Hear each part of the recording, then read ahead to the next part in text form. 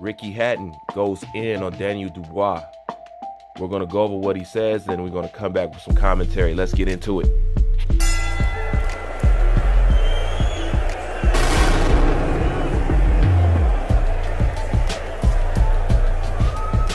I think if Daniel would have just tried to go through the pain barrier them last couple rounds, stay close, hold him, fiddle and fuck his way to the final bell, he'd have won on points for me.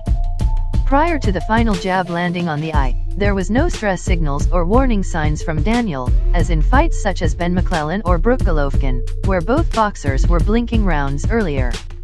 Hatton recalled a fight he had back in 2000, when he went to Detroit to fight Gilbert Quiros.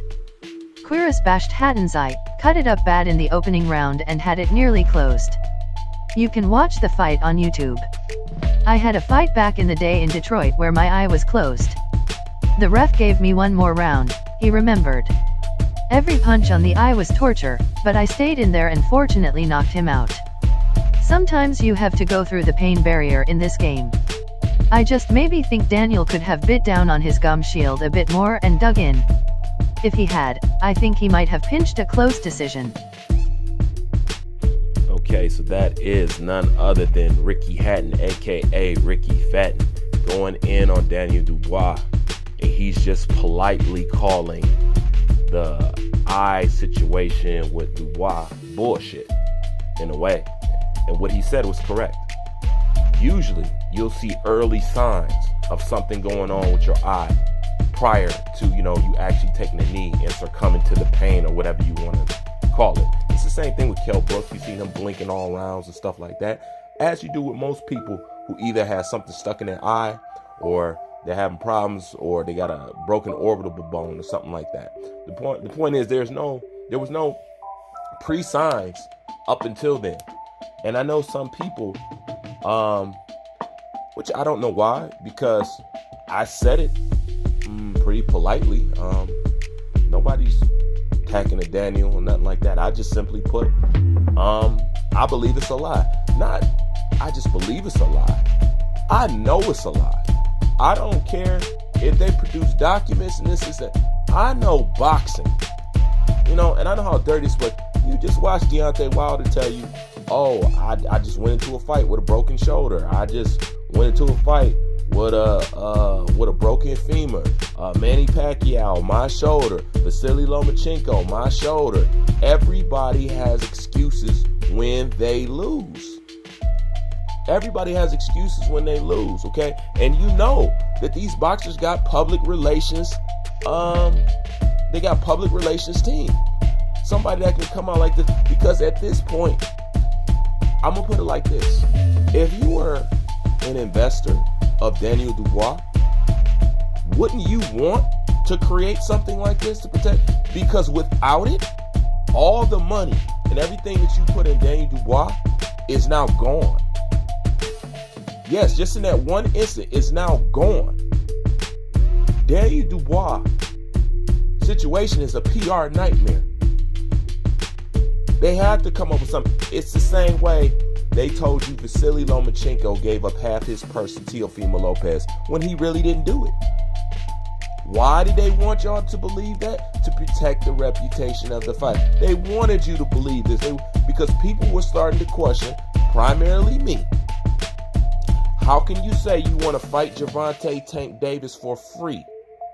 Okay, but you and Teofimo Lopez is having a money issue, and Teofimo Lopez will help you become undisputed.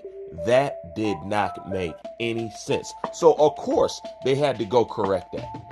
And it's the same thing here. It's the same thing with Wilder. My water, my this, my that, my this, my that. I would have took it better if Daniel Dubois said, you know what? I bit off a little bit more than I can chew right now. It's not easy for me to say this. It's very hard, but I want to accept this and I want to stand in front of it because I want to get over it as soon as possible and I don't want to hide from it. He was just more than what I thought he was at this time, or I wasn't quite ready, but I'm going to go back to the drawing board. I now know what I have to do. I'm not going to let this discourage me. If anything, I'm going to be fueled 10 times more. And watch what I do now. I'll just put it like that. Forget me saying with this and that and make excuses. You know, watch how I act through adversity. Because they always say the true judge of a man's character is how he reacts when facing adversity. And everybody loves a comeback story. Ask Anthony Joshua, ask Tyson Fury, ask George Foreman, ask Muhammad Ali. Everybody loves a comeback story. Hell, the Rocky franchise is based off that underdog comeback. You know? So if I wish I can remember the philosopher that said this, but it was something like I'm paraphrasing. It was something like taking on your hang-ups and your hiccups or your fuck-ups, wearing it with pride. You know what I'm saying? Like wearing your mistake or your failure with character and pride. You know what I'm saying? Like, I wish I could remember. If I find it, I'm going to put it in my, what's the name box, for you guys to go and see, you know, but everybody loves a comeback story. So when you step in front of something, and this is something I know personally, when you can own shit, there's this special place for you with a certain group of people. And they just like, people like to see people own shit because number one, everybody is victim of the ego. So when somebody can control their emotions enough to say, hey, I needed to do better, or I needed to do that, people admire people like that. Because a lot of people don't got the heart to say, or to stand in front of the world and say, I was wrong or I fell short. That's why people praise Anthony Joshua. Anthony Joshua's character is more enriched now than it ever has.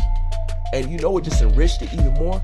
Watching Deontay Wilder kick and scream and act like he's acting about losing to Tyson Fury, it makes you look at Anthony Joshua and say, what a fucking guy. Wow. You know what I'm saying?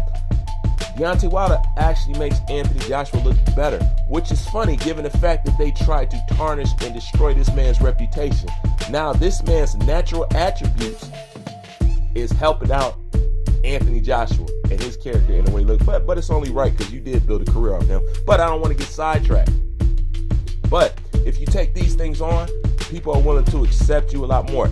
Accept it. Face it. Anthony Joshua stayed in New York and played basketball in the hood the next day. And I think that was strategic. I think he knew he had to do that for himself, he had to get that out there, you know? So when it comes to what Ricky Hatton says, I'm behind him. I call bullshit. And I know that wasn't the case. I know Daniel Dubois gave up in that fight, period. It was too much and he didn't want to feel anymore.